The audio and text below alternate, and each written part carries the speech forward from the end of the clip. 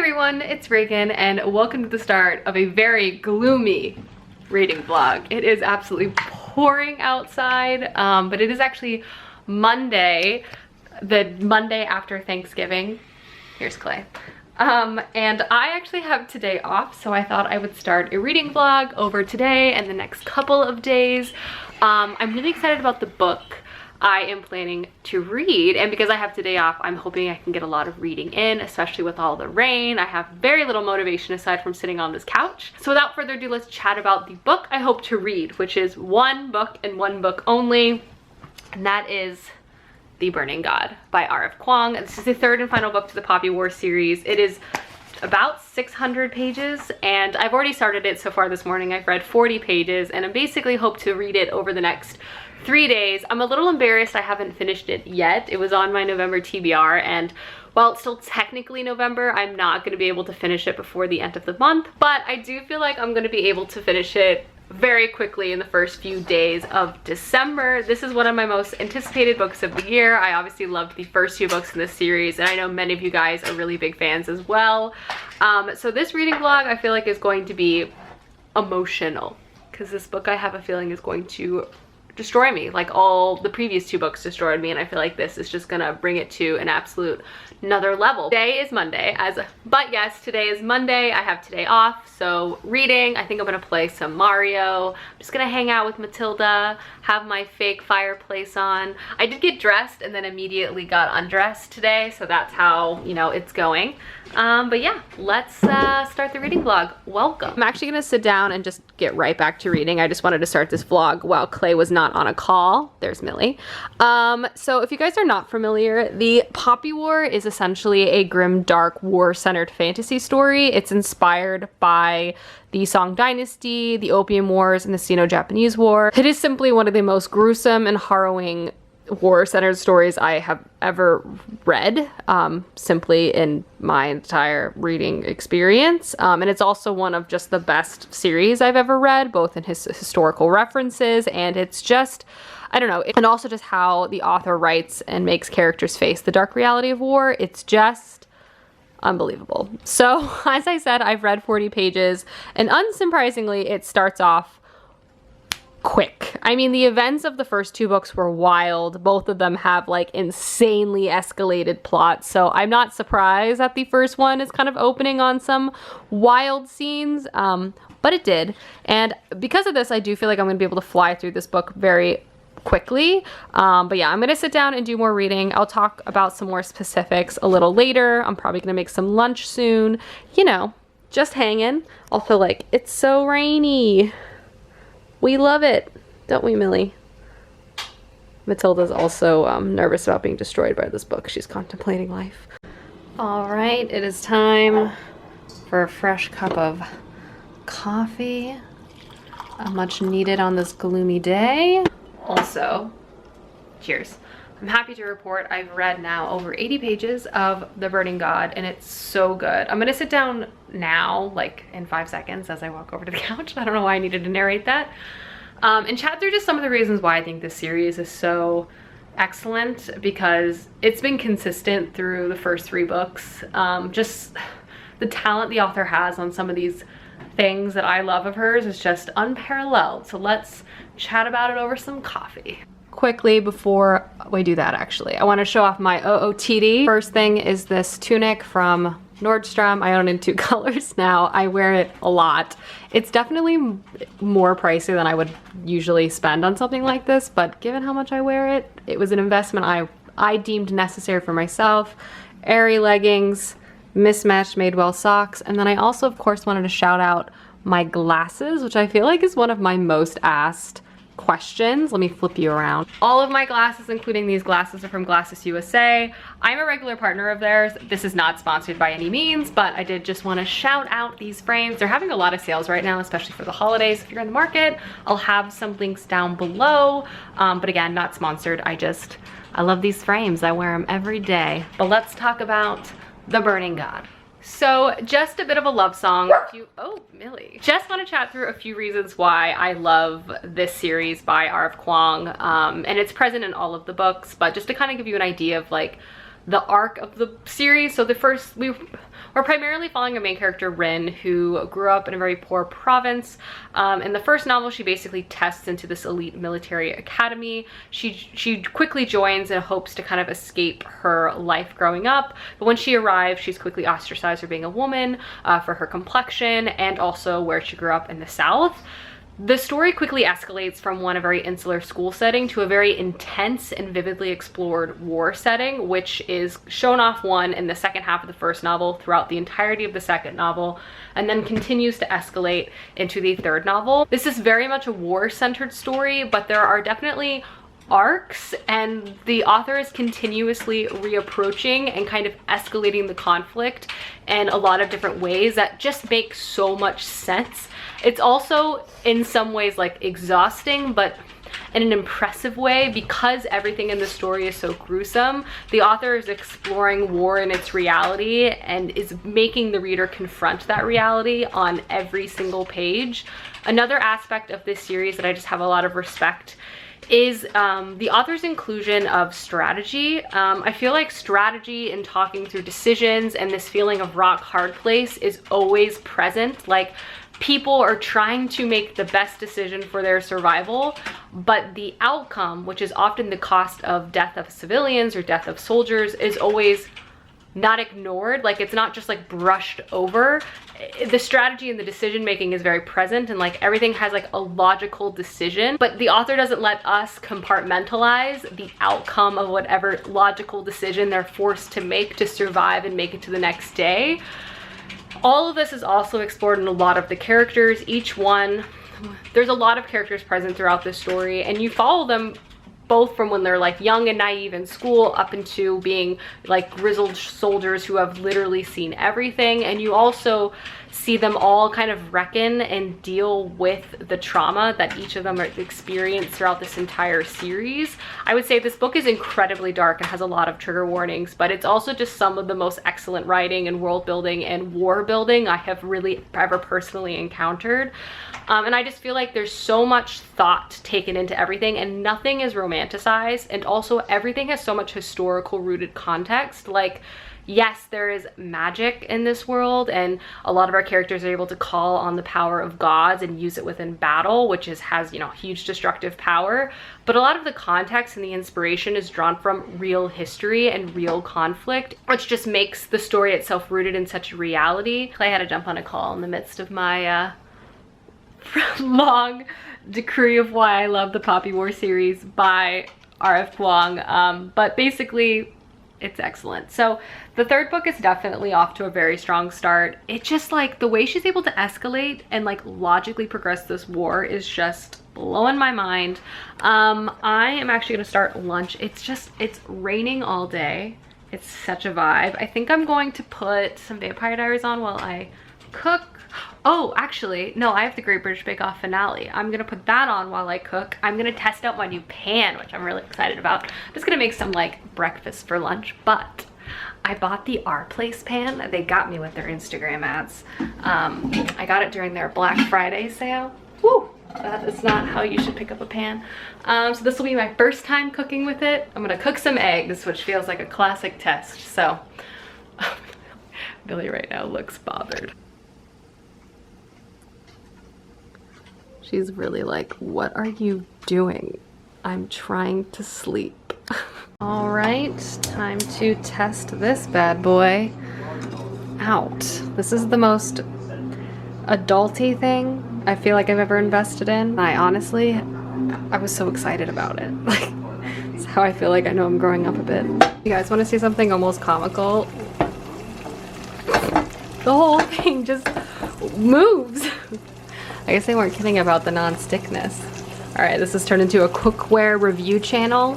Stand by. All right, well, I can confirm the pan definitely passed the egg test. They slid out of the pan and I was able to like cut between the eggs so easily. I still have a lot of different types of things to cook on it, but from an egg perspective, quite good. Bon appetit, everyone. Time to chow down and watch the finale. All right, just watched the Bake Off finale and cried. Like if you cry every time. Me and basically most things, but definitely Bake Off. I I don't know, just their passion makes me emotional. But now I'm going to read more of The Burning God. I'm going to try to get to like 150 right now. My hope is for today to get to at least page 200. The book is over 600 pages, so strategically thinking 200 per day seems reasonable, if not even more on the first day, given I go back to work starting tomorrow, unfortunately.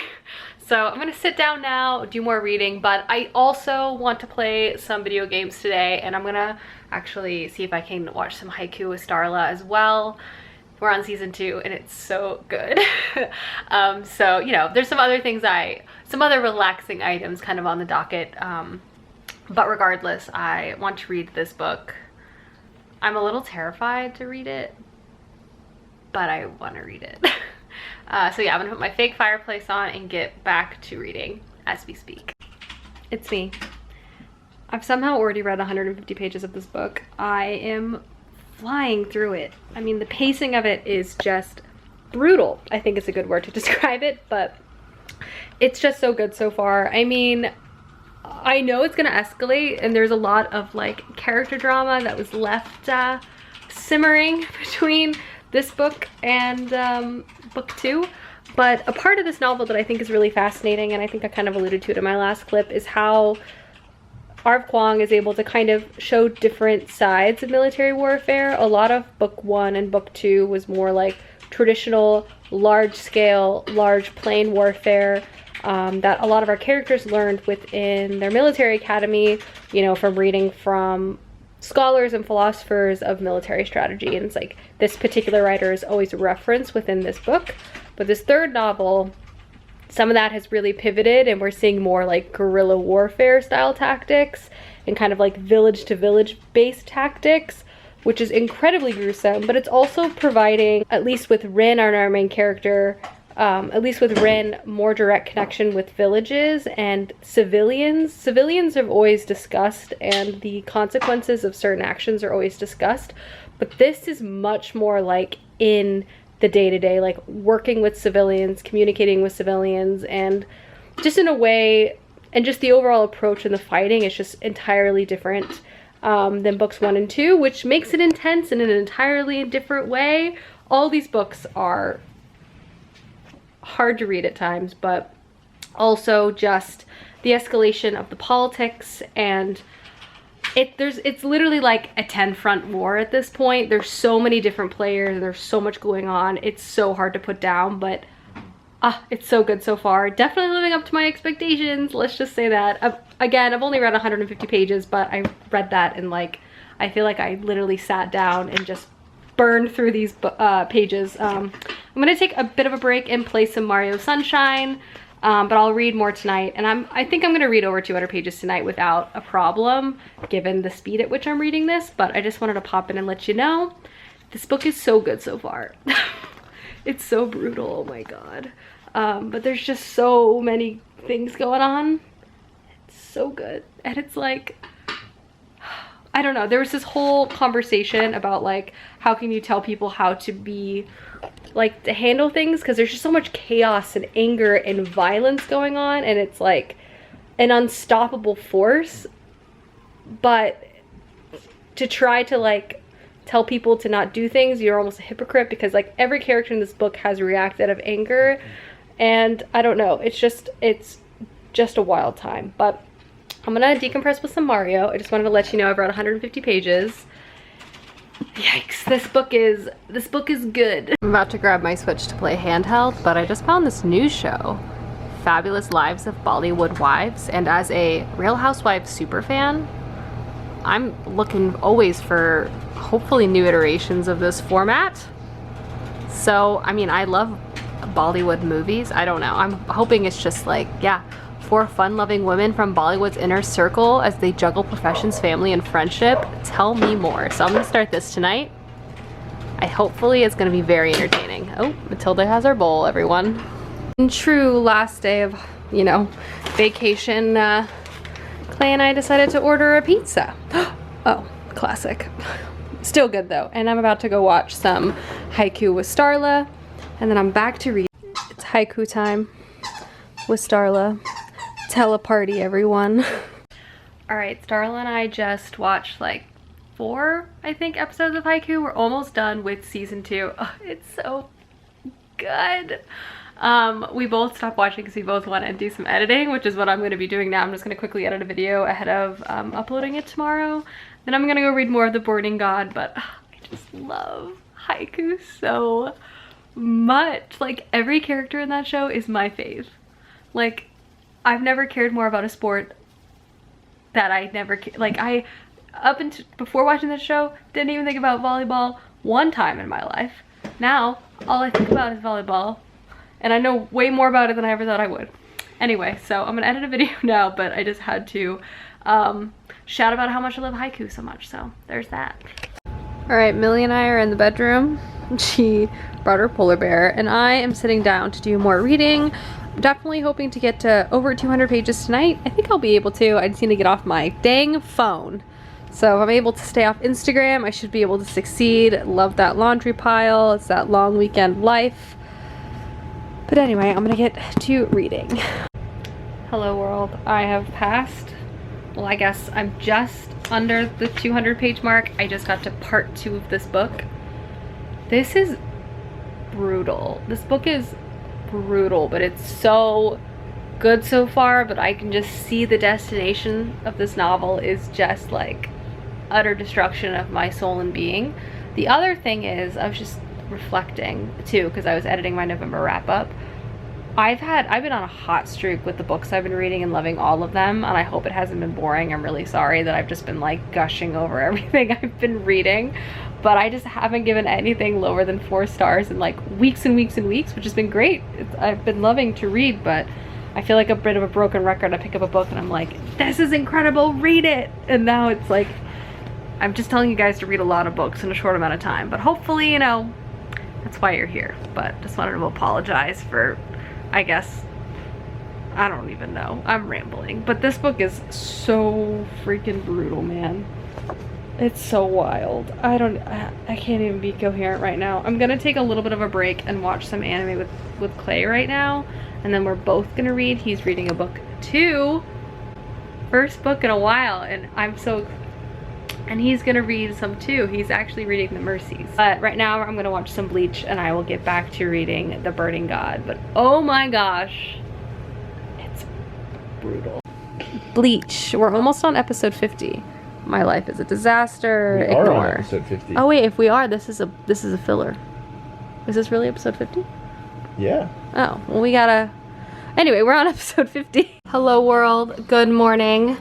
Quick OOTD, because I wanted to document. I put jeans on, which is always just a proud choice in the morning. These are actually my favorite jeans. I recently replaced my old pair of these, and I got the curvy version, and they're next level. But I gotta go join a call now. Sometimes you eat lunch at 3 p.m. and sometimes that lunch is ramen. Just one of those days, you know what I mean? I'm wrapping Clay's, hello Matilda, Christmas present now. He's right over there. Unfortunately, when you live in a tiny New York apartment, there's not much space to break away for privacy, but he didn't see. We're doing like a little mini Christmas this year. Just a casual knife out. Oh, random. I bought some shoes on sale. We're Black Friday, these Gola shoes. They came in, aren't they cute? I feel like I barely wear shoes, and when I do, they have to be comfortable. I've been wearing my Docs, but I figured I would invest in a new pair of sneaks. Anyway, I'm gonna wrap this now. And voila. Also, I bought these bows online. Actually, I don't know if I'm gonna be able to show this one-handed very successfully, but I've never had any bows like these before. And I feel like I just have to show you. Like, you pull them and it turns into the fanciest bow in the entire world.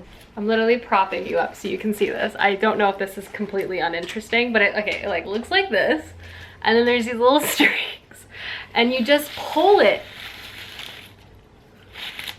And then look how beautiful. I feel so silly that I just never knew that this is how this was done. I just assumed people made these by hand. And I was very impressed by them. I mean, I still am, but anyway, this was incredibly satisfying. And we'll top this present for Clay. So, happy holidays, everyone. All right, I guess I should have you know, before I wrapped that present, let you guys know I did finish up work. It's a little after 7. I did work a little bit later tonight. It was a bit of a stressful day. I'm still riding that anxiety from the day.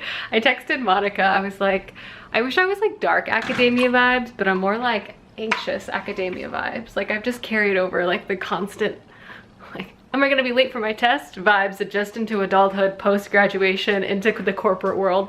But anyway, I'm done for the day, which is really all that matters. And I'm just wandering around my apartment. I'm gonna make dinner here in a minute. I think I'm just gonna make some spaghetti, and then I'm going to read. I need to calm down a bit before I dive into this book, as it's very gruesome. I actually was only able to read to page 200 last night because Clay and I ended up watching Bleach, as you saw. But I do want to read a lot tonight, and my goal obviously is to read to at least page 400 and then finish it tomorrow. This book is so good. It's so good. Like, I can't wait for it to destroy me in a million pieces. I don't know what that says about me, but that's how I feel. But I think I'm gonna put on some Vampire Diaries and play a little bit of Super Mario Galaxy, cook dinner, and then settle in to do a bunch of reading for the rest of the evening. But that is my plan. Just wanted to say, hey, done with work, wrapped that present, and now my Christmas tree has like some gifts around it, some presents for Clay to enjoy. But yeah, okay, I'm rambling. Okay, bye. A vibe, a different vibe altogether. Decided to make a very easy dinner of pasta with an onion and some sausage. This is all we could find at the bodega, but it should work. It'd be very tasty. I'm gonna make the whole thing and then eat it for lunch tomorrow as well, which should also be good. Though I do have a package of, oh, I have 2 packages of ramen left, so always a clutch lunch, done in 4 minutes and 30 seconds, which is why I love it, and it tastes good. I don't care what you say, instant ramen, always good.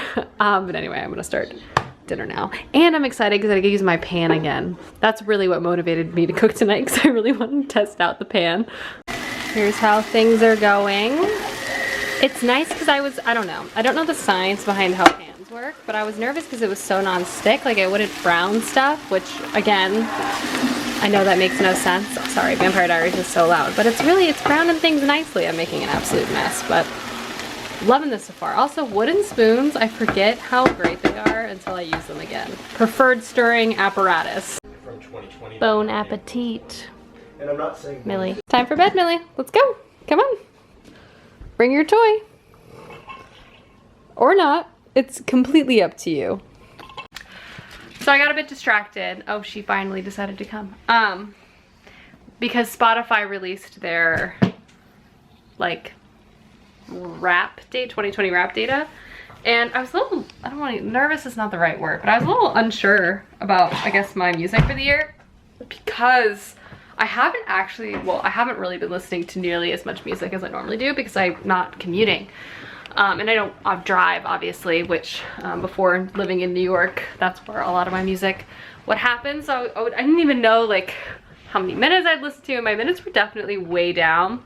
But top artists ended up being kind of expected. Phoebe Bridgers, Taylor Swift, the 1975. Thinking back, I don't know why I was like, what's gonna be my top 5 when, especially Phoebe Bridgers and Taylor Swift was really all I listened to this year. I was surprised The Weeknd wasn't in my top 5, but alas. But anyway, I'm finally gonna sit down and read. I have been so distracted this evening. I've not been as effective, hello Millie, with my reading as I wanted to, but I'm going to read for the next, gosh, 2.5 hours and then go to bed. It's almost 10, but I'm gonna stay up a little bit later tonight and try to get my pages in, because obviously I'm trying to get to page to at least 400 this evening to stay on track. But we'll see. I might be able to catch up a bit tomorrow where my mind is like less frazzled. I don't know. So I swear I looked up and it was like 9 p.m. That's when I finished dinner. I was like, how did this happen?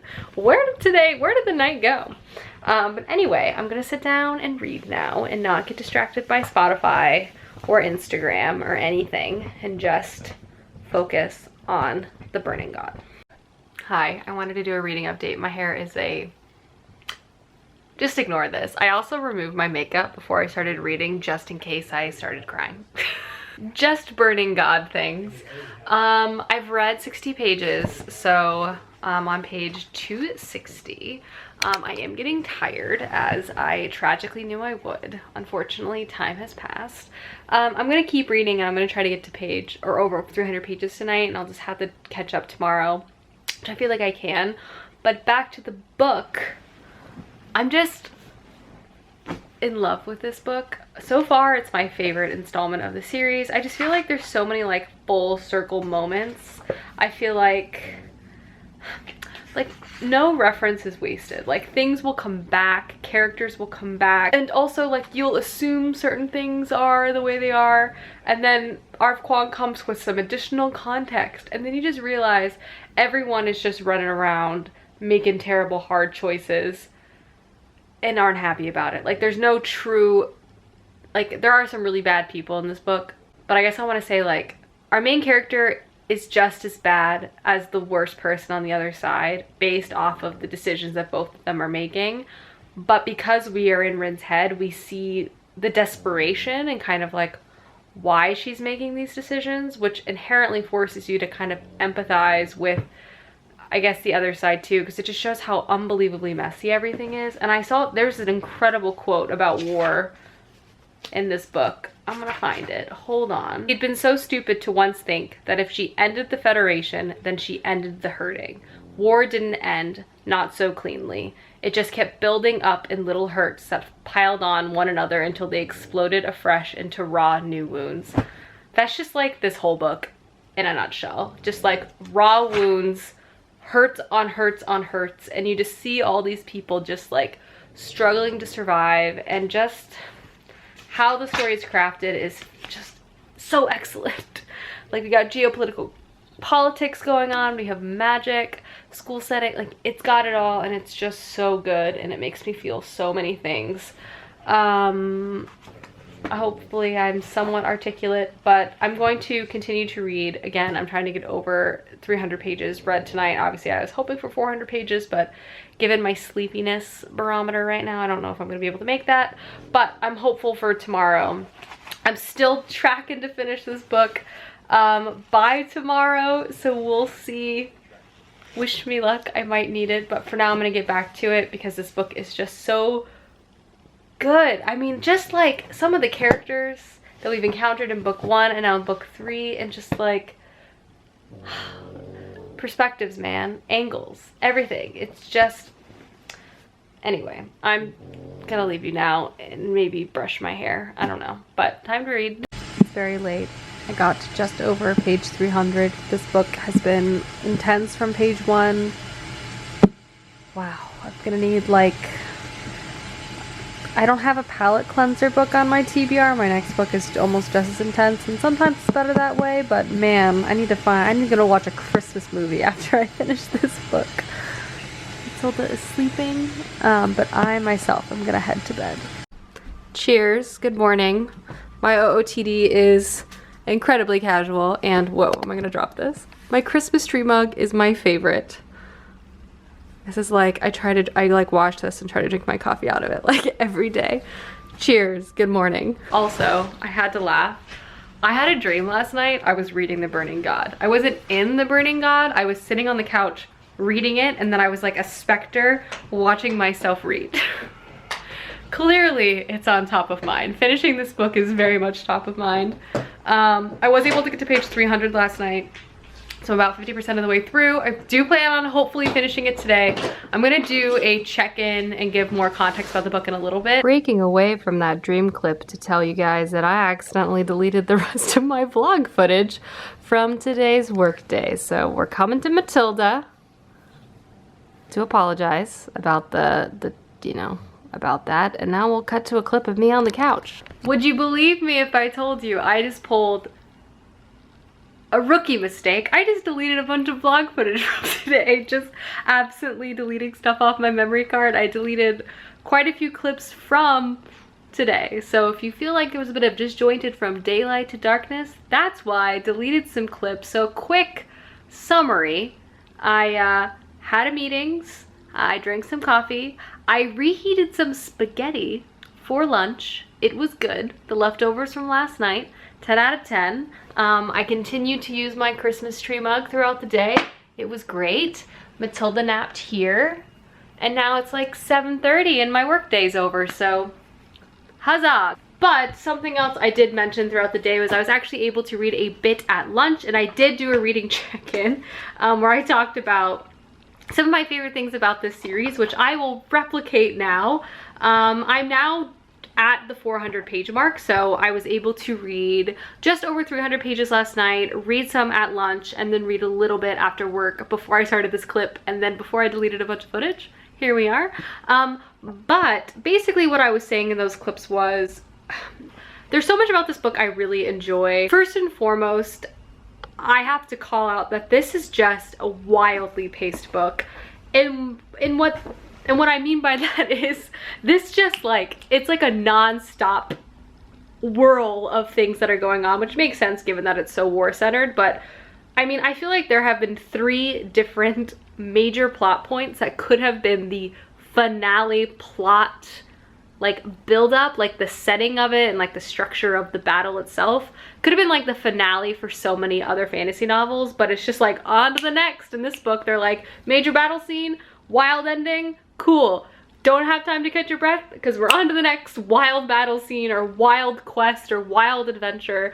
And so much of this is like full circle. We have characters. It's just like, oh my gosh, it's hard to even keep up at times, and you as a reader almost become numb to the gruesomeness of it, which is definitely reflective of like what a lot, like Rin, our main character, and a lot of the soldiers have to go through, because that's their reality. They're on to the next, right? They're on to the next day, they're on to the next moment of survival. They have maybe moments to reflect on the trauma and the demons of the day before, but if they want to survive the next one, they have to pack it up like it's their gear and just move on, which is so much the reality of the series. It just feels like reading this book is fantastic, but it's emotionally taxing, as it should, and I just have so much respect with Rf Quang's ability to construct this tale. On top of that, I really respect to the historical narrative that this book is rooted in. Obviously, I've spoken on, and throughout the entire series, this is true for each book. So much of this book is inspired by Chinese history from the 19th century, and a lot of it is referencing both internal Chinese politics and Chinese political structure, and also conflicts with neighboring countries like Japan. But there's also a Western element as well, and there are characters who are supposed to be from this Western viewpoint and lens, a colonial lens of wanting to take over, dominate all parts of the world, and not just control things politically or militarily, but also colonize via culture as well. And there are characters within this story that have that very arrogant Western point of view, and they're terrifying just like any other force that Rin has to go up against. I really respect how Rf Quang approached this colonial perspective, and also given that so much fantasy media is written from a Western point of view, I think it's really refreshing and important to see a colonial critique from a non-Western point of view as well. This book series is just so good. Rin as a main character continuously makes me want to scream at the top of my lungs at her, for her, against her. But also you're constantly surrounded by characters in the series that are making the most horrible, gruesome decisions, but you also don't know what you would do if you were put in their shoes. And that's why you can't really say anything. On top of that, you just grow to have this grudging respect. Rin's tenacity to survive. She will do anything to make it to the next day. She will fight for herself. She will push and she will crawl. She will scrape to make it to the next day. And she will not let anyone take her survival from her. And that just like pure tenacity to fight and live for oneself, I just have nothing but like raw respect for. Her spirit is one, like I would be broken 2.5 books ago. Like I could not have made it where Rin has made it.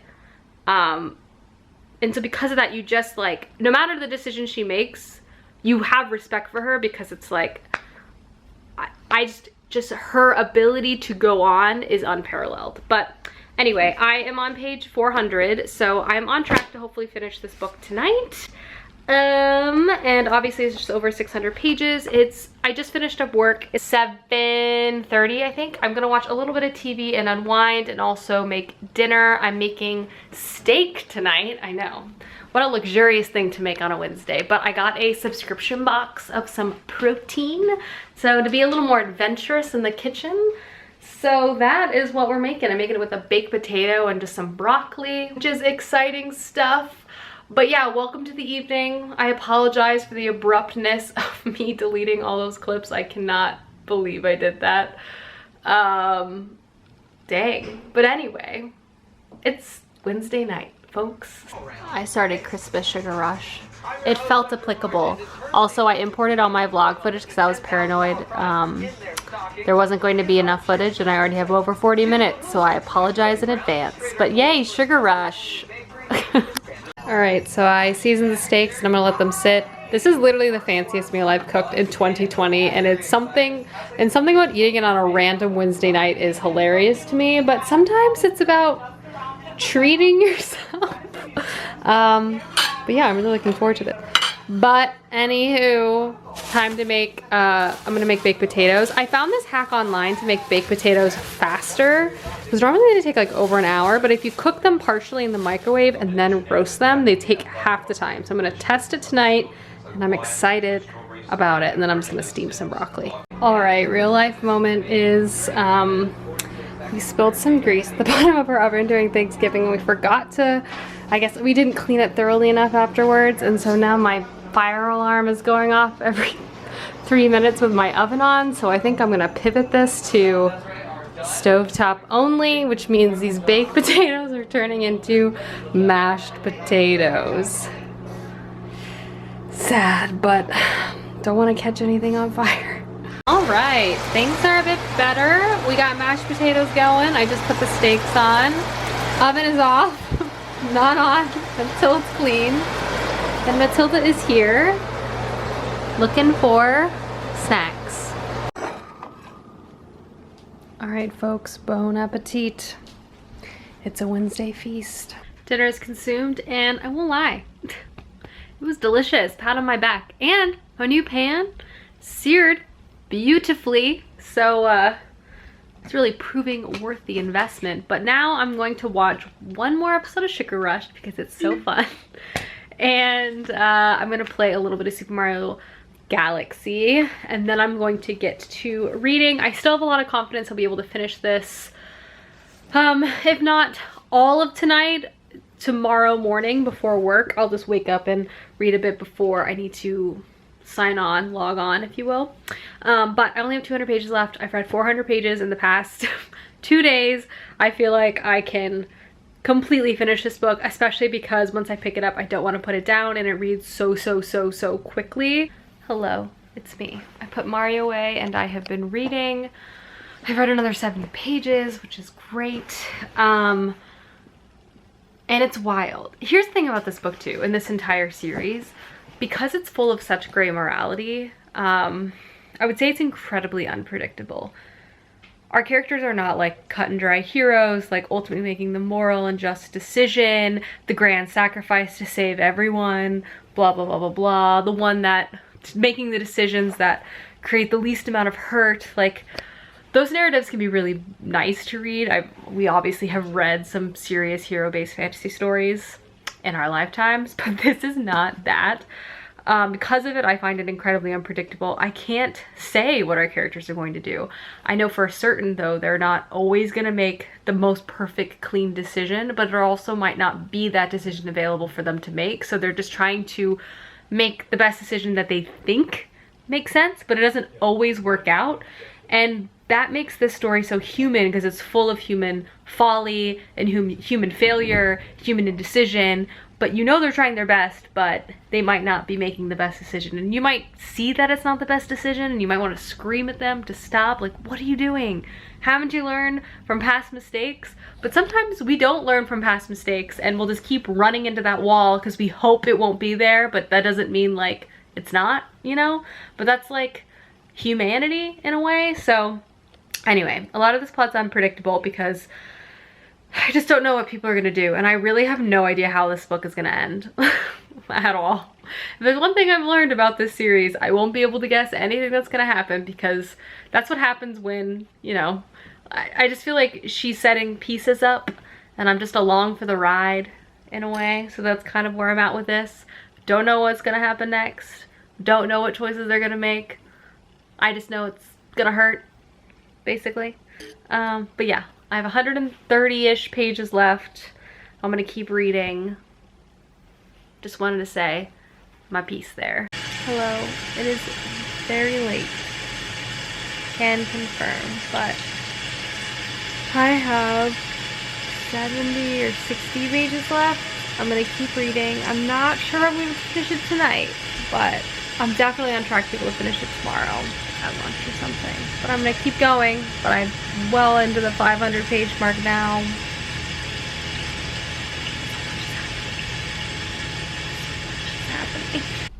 Hi everyone. It is not the next day. It's the following day. So I stayed up till past 1 a.m. reading The Burning God, and I finished it. Then I needed a good amount of time to decompress from finishing it.